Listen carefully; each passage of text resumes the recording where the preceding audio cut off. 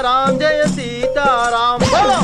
శోభిత ధూళిపాల మరియు నాగచైతన్య ఇద్దరికి సంబంధించినటువంటి నిశ్చితార్థ మహోత్సవం అంటే ఎంగేజ్మెంట్ అనేటువంటిది నాగార్జున గారు అఫీషియల్గా ఈరోజు 8/8/2024 నాడు ఉదయం 9:42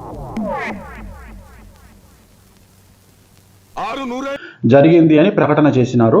సో వారిద్దరి వైవాహిక జీవితానికి సంబంధించి ఎలా ఉండబోతా ఉంది అని చెప్పే ముందు ఒక వీడియో ప్లే చేస్తాను.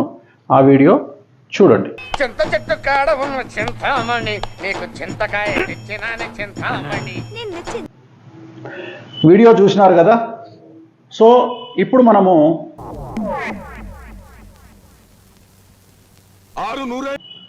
విశ్లేషిద్దాం.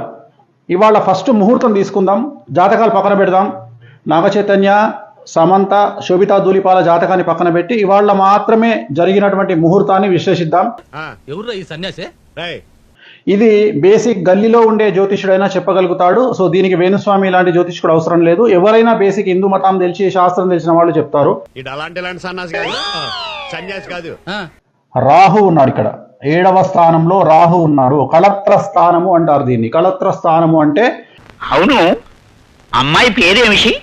వైవాహిక జీవితంలో భార్యాభర్తలు విడిపోవడము, గొడవలు జరగడము, సంతానం లేకపోవడము, యాక్సిడెంట్ జరగడము, ఇలాంటి అన్ని కూడా ఈ కళత్ర స్థానం వల్ల ఏర్పడతాయి. లేకపోతే ఇప్పట్లో పెళ్ళయ్యే సూచనలు కనబడ్డం లేదు. జాతకాన్ని ఎందుకు విశ్లేషించి విడిపోతారని చెప్పినప్పుడు ఇది టైట్లోనే డీలక్స్ అని సూపర్ డీలక్స్ అని 2 వెరైటీలు ఉన్నాయి. ఆల్రెడీ మనం సమంత, నాగచైతన్య నేను క్లారిటీ ఇవ్వడం జరిగింది, విడిపోతారని చెప్పడం. ఇది టైట్లోనే డీలక్స్ అని సూపర్ డీలక్స్ అని 2 వెరైటీలు ఉన్నాయి. తర్వాతనే నేను చెప్పడం జరిగింది విడిపోతారని. ఎంగేజ్మెంట్ జరిగిన తర్వాత గుర్తుంచుకుంటే వీళ్ళ గురించి జాతకాన్ని విశ్లేషిస్తా ఉన్నా.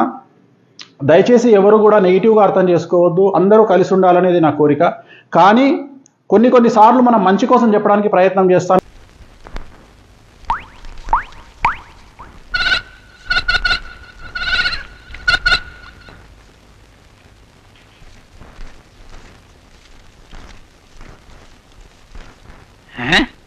ఛార్జీలకు కూడా డబ్బులు లేవండి, మీరిస్తే పెడతానండి. అదండి అడిగితే నేను క్లియర్గా చెప్తున్నా,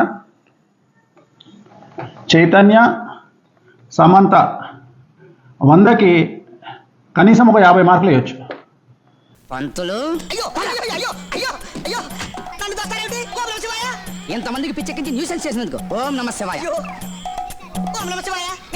100% వీళ్ళకు విడాకులు అనేటువంటివి కనిపిస్తా ఉన్నాయి. 2027 తర్వాత వివాహం అవుతుందా అవ్వదా ఏమవుతుంది అవన్నీ క్వశ్చన్ మార్కులే.